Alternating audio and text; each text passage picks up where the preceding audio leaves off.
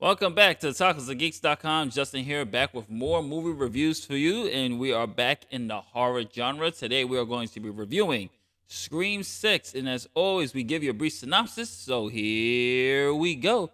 Four survivors of the Ghostface murders leave Woodsboro behind for a fresh new start in my city, my town, New York City. However, they find themselves in a fight for their lives when a new killer embarks on a bloody rampage. And man, is this a bloody rampage? As my thumbnail says, this is a very, very pissed off Ghostface. And obviously, this is completely spoiler free, so I'm not going to spoil a damn thing. I'm going to even make sure that I don't even touch on even certain things that was in the trailer. I will have to say I did enjoy Scream 6. I enjoyed 6 more than I did 5, and believe it or not, more than I did 4. I like the fact that this one was taking a little bit more seriously, less meta, and more really focused in world. There are meta moments here, like there's a character that says, "Hey, we're in a requel," meaning which is a sequel to a reboot of a franchise. So it does still keep its still spirit of the Scream franchise, but it's very I would say it's more lighter on that and more focused on the Carpenter sisters and more focused on the characters that are all here. And I thought they did a great job of that, of really instilling that tensity of of the moment of what is going to happen here. So obviously the four friends go to New York, and like the synopsis says, things are starting to go for the turn for the worse. And I'm going to just leave it at that, but I'm going to tell you what my thoughts are. I will say that the opening, this is probably the best opening because Scream is known for their opening. This is a very fresh opening scene. The way they did it, the way they handle it, and the way they keeps the audience guessing and fooled because you think they did something early in the beginning, like, oh wow, they kind of all right, new approach. We're gonna reveal the thing early, Ghostface early, and it just turns on your head, and that would really kind of sets the tone that this is a different beast compared to the other screams. And boy, is it a different beast. I will have to say what really works for this film is the way they use New York. Now, there is, as a New Yorker, we do have this reputation of we've seen everything, nothing surprises us. So we are always about our business. We're a very fast paced city. And if you see this scene in the trailer with the subway, or if you see in the trailer in the with the convenience store, the bodega, this is how New Yorkers will probably really act. So we are a city where we can see a fight breaking out, somebody's getting their ass kicked. The majority of New Yorkers is just gonna be like, "Ain't me." It sounds so messed up, but that's just how it is in my city. And they play that off, that New York attitude, that the way New York is, especially Manhattan.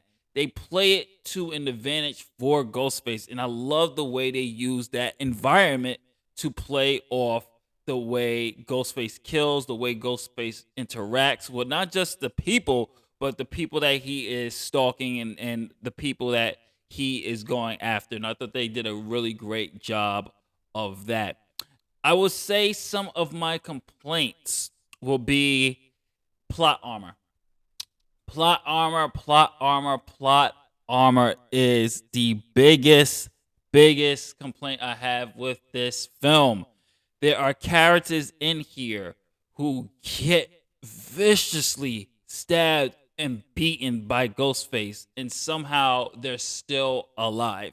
And the only logical way you can think about how is this person alive is plot armor. Or would it be a fan outrage to kill off this particular character? So it's kind of like you're setting up this kind of anyone can get it. No one is safe. You said that even with the meta with the requel comet that no one is safe in this, but yet you still play it really, really safe with this. That will say that is the most disappointing thing about this film, and it actually lowered my score a little bit because of the plot armor. Or any new character that's introduced, that really don't have no characterization. Of course, they get they get they get killed off. They get it done, and it's done in a brutal way. But it seems like people that you're already invested in things like that, certain characters, just like how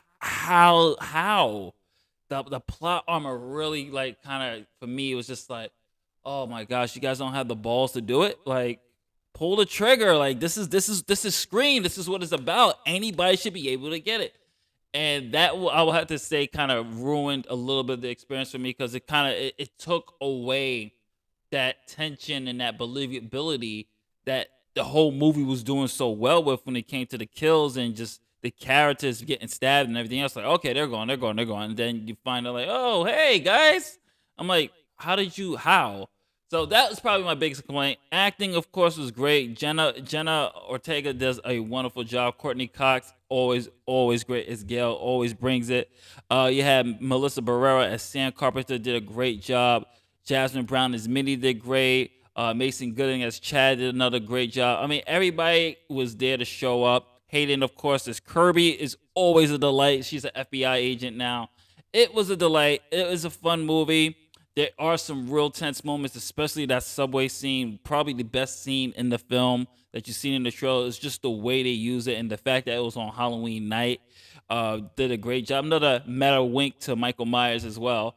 And it's a very good film. I actually enjoy this way more than the other sequels that they did because one, I'm biased because it's New York, but the way they use New York, the way they had the twist is very unique. It's a nice callbacks to certain characters.